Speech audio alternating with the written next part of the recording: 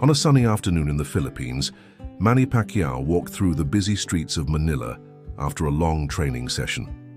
His body was tired, but his mind remained alert, observing the bustle of the city he loved so much. Manila was a place of extreme contrasts, where modern skyscrapers cast shadows over humble communities, and where dreams and hardships coexisted on every corner. While crossing a public park in the Quiapo neighborhood, his eyes caught a disturbing scene happening near a local primary school. A small group of children was gathered in a circle, their laughter echoing with a cruelty that seemed out of place on such young faces. In the center of this circle stood a skinny boy, approximately 10 years old, with his head down and shoulders slumped in a posture that Manny immediately recognized, the posture of someone who had been defeated not by an opponent in the ring, but by life. The boy, whom Manny would later discover was named Rizal Magsaysay, wore a faded shirt several times larger than his small body, with visible stains and improvised patches.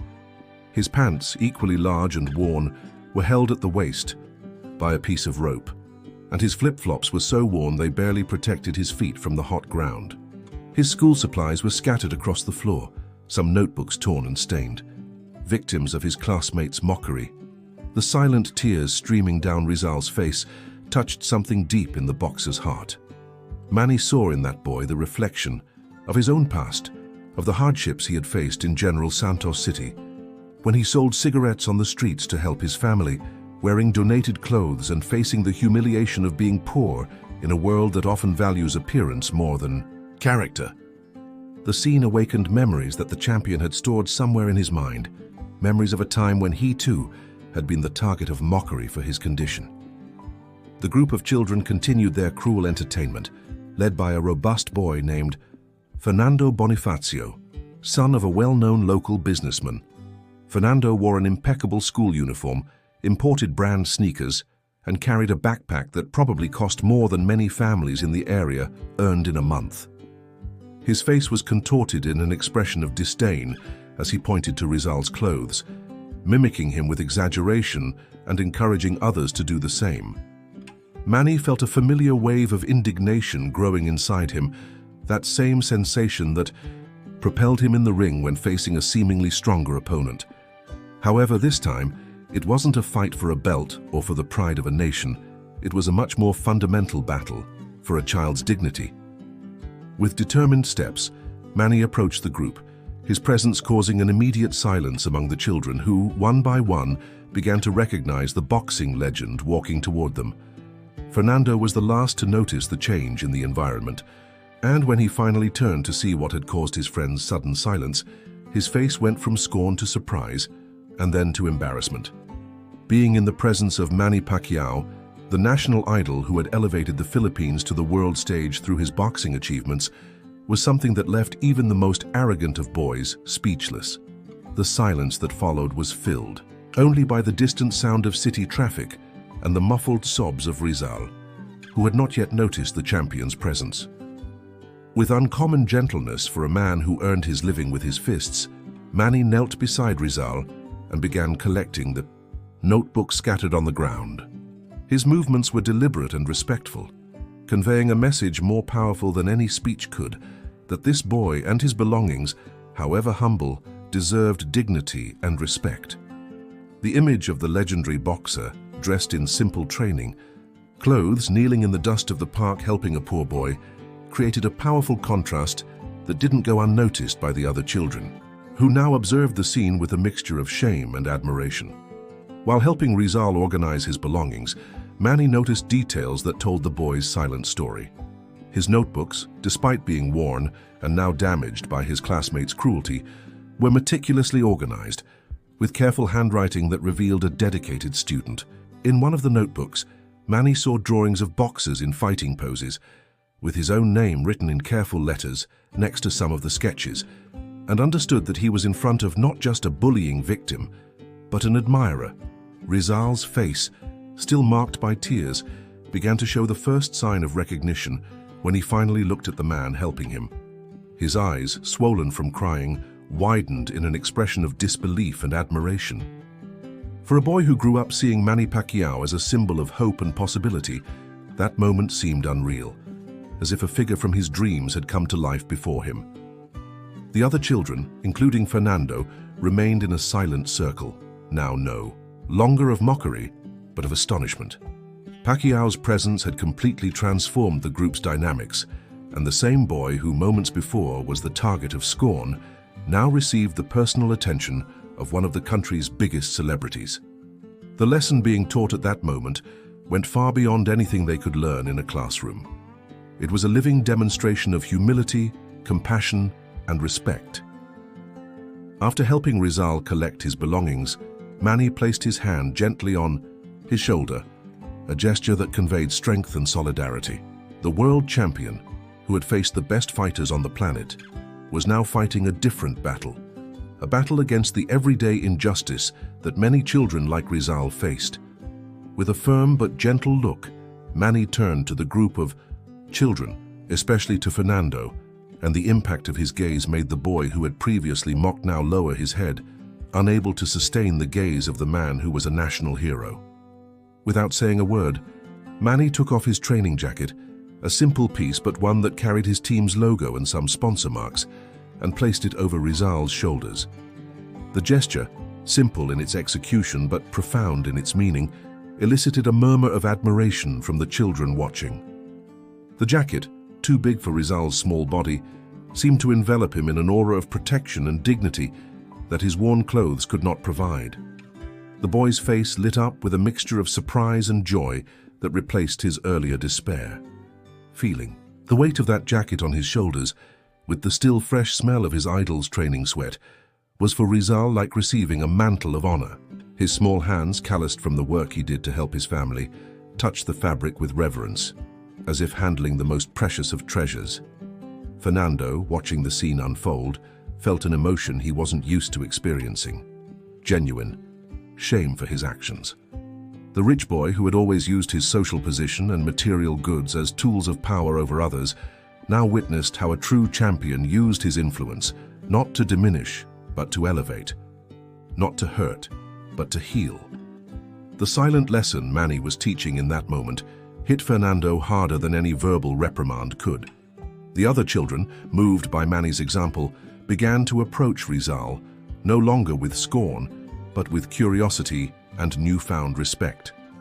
The boxer's presence had created a safe space where the social barriers that normally separated those children seemed momentarily dissolved. A boy offered Rizal a pencil to replace one that had been broken during the mockery. A girl took one of his stained notebooks and began carefully cleaning the pages.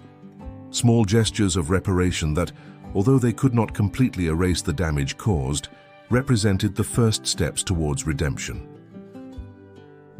News of Manny Pacquiao's presence in the park spread quickly, and soon a small group of adults and other children began to form around the scene, all curious to see the famous boxer.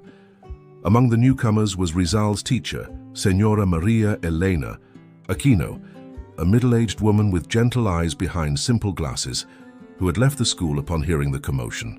Upon seeing her most dedicated but often marginalized student wearing Manny Pacquiao's jacket, her face reflected a mixture of surprise and emotion. Señora Aquino knew Rizal's story well, son of a widowed laundress, Ligaya Magsaysay, who struggled to raise 3 children alone after her husband's death in a construction accident. The teacher knew that Rizal woke up before dawn every day to help his mother collect and deliver clothes before walking 4 kilometers to school. Despite his circumstances, he never missed classes and always delivered assignments, even if he had to do them by candlelight when electricity was cut off in his small shack in one of Manila's slums. Manny, noticing the teacher's arrival, stood up with respect. His eyes met hers in a moment of mutual understanding. Both knew the value of education and effort. Both had experienced the harsh reality of poverty in the Philippines, and both saw in Rizal the potential that often remained hidden beneath the veil of social adversity. Without words, the teacher thanked the boxer with a nod, recognizing the impact his intervention had caused not only on Rizal but on all the students present. Fernando, still processing his shame and the silent lesson he had received, took a small step forward.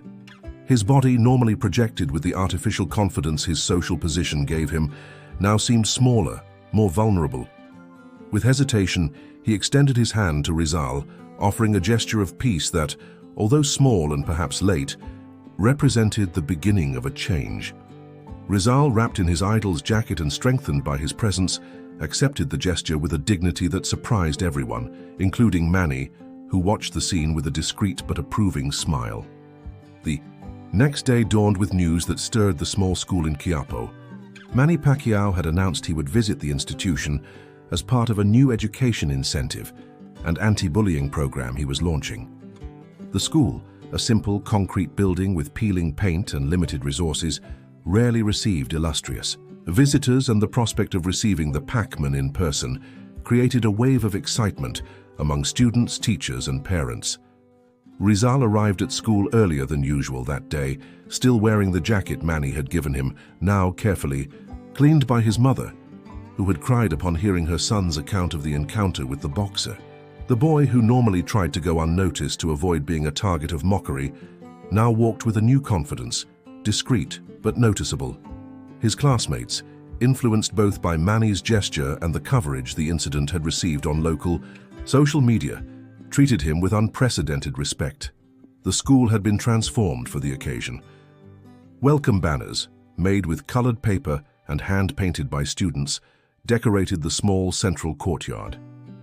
The Filipino flag had been hoisted with special attention, and the national anthem would be sung as part of the reception. Señora Aquino, along with the school principal, Señor Ramon Diokno, had organized a small program that included cultural presentations by the students and a brief speech on the importance of education and mutual respect. Fernando, in turn, had arrived accompanied by his father, Eduardo Bonifacio, an influential businessman in Manila's real estate sector. The man, known for his arrogant and inaccessible posture, seemed unusually thoughtful that morning. The news that his son had participated in a bullying episode that caught Manny Pacquiao's attention had initially irritated him, more for the potential stain on his reputation than for his son's conduct. However, observing the school's transformation to receive the boxer, something in his expression suggested that a deeper reflection was occurring. When Manny Pacquiao's entourage finally arrived at the school, there wasn't the pomp and circumstance that normally accompanied celebrities of his caliber. The boxer came with only 2 assistants, wearing a simple polo shirt and jeans, his humility contrasting with his international superstar status. His arrival, however, was greeted with enthusiasm that made the school's small courtyard vibrate, with applause and shouts of admiration.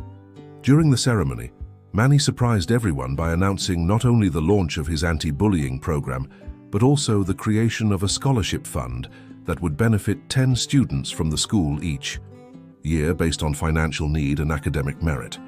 The first beneficiary would be Rizal Magsaysay, whose case had inspired the initiative. The announcement caused silent tears to stream down Señora Aquino's face, who knew better than anyone Rizal's academic potential and the financial difficulties that threatened his educational future. Even more surprising was when Eduardo Bonifacio asked permission to speak. The businessman, visibly moved, announced that his company would finance the complete renovation of the school, including a new computer lab, an updated library, and improvements to the basic infrastructure. He explained that the incident involving his son had been a painful awakening to the values he was transmitting to the next generation, and that he wished to transform that moment of shame into an opportunity for growth and reparation. Fernando, beside his father, seemed a smaller and more vulnerable version of the arrogant boy who had led the mockery against Rizal. His eyes, which avoided directly meeting those of the other children, revealed the discomfort of someone being forced to confront the consequences of their actions.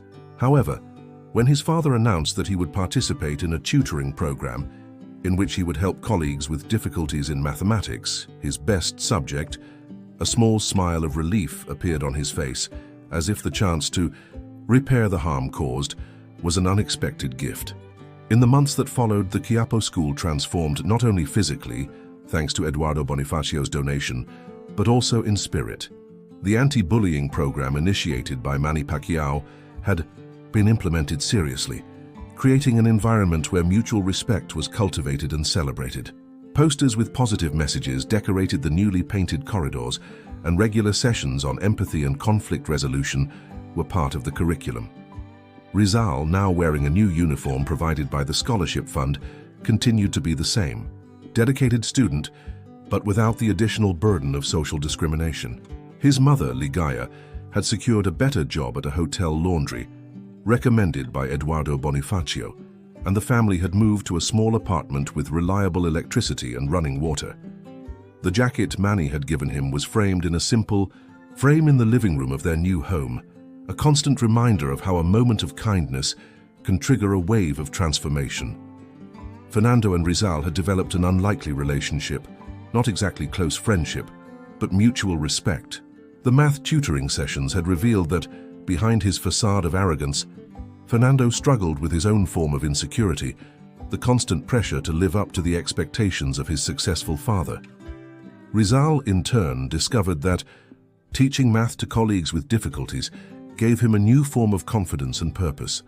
The story of Manny Pacquiao's intervention and its consequences had spread beyond the limits of Quiapo, inspiring other schools and communities to implement similar programs. The boxer, who had won titles in 8 different categories, was now fighting a broader battle against social inequality and bullying, using his platform to amplify voices like Rizal's.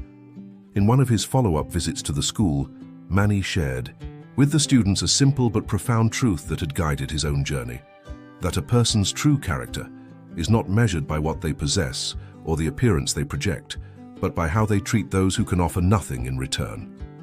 This lesson, illustrated by his own example that day in the park, continued to echo in the lives of all who had witnessed or heard about the moment when Manny Pacquiao left everyone silent with a simple act of kindness. If you enjoyed this story, don't forget to leave your like and subscribe to our channel.